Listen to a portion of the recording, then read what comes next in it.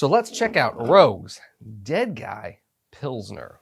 Rogue's Dead Guy Pilsner comes in at a 5% ABV, a 34 IBUs. It gets an average rating on Untappd of 3.62.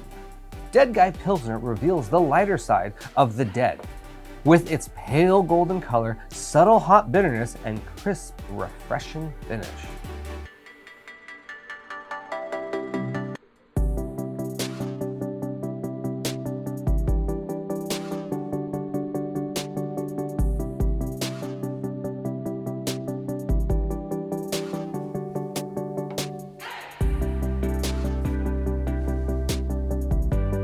Okay, so Rogue's Dead Guy Pilsner, and as it's shown, it's gotten lighter and lighter and lighter down the line, and this is just straw yellow with a white head.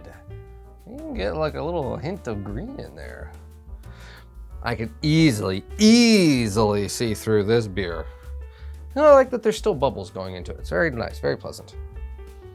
It smells like a Pilsner. It has this biscuity aromatic to it, which I bet is going to lend very well to their yeast.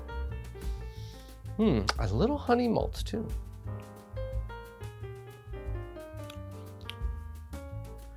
Okay.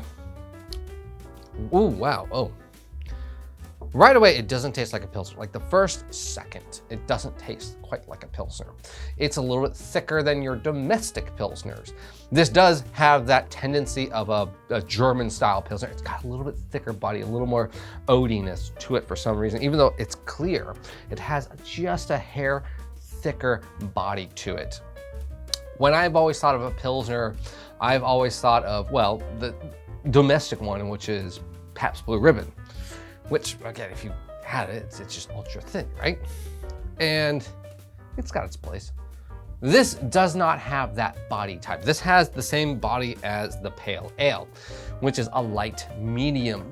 Very, very balancing on more of the lighter inside. Just the cusp.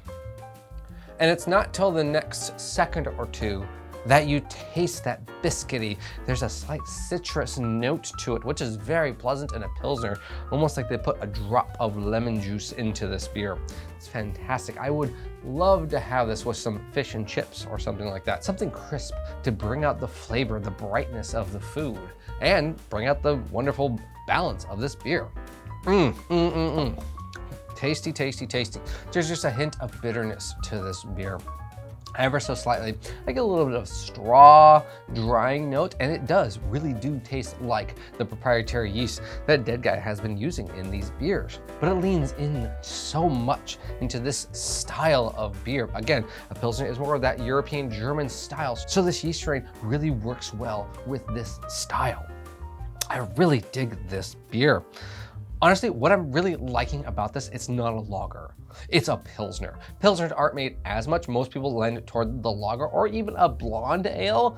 I really enjoy more of a Pilsner out of all of those because of this particular style. I think it's always like a 50-50 chance you're either getting something like this or something like a Pabst Blue Ribbon where it's ultra thin and crisp.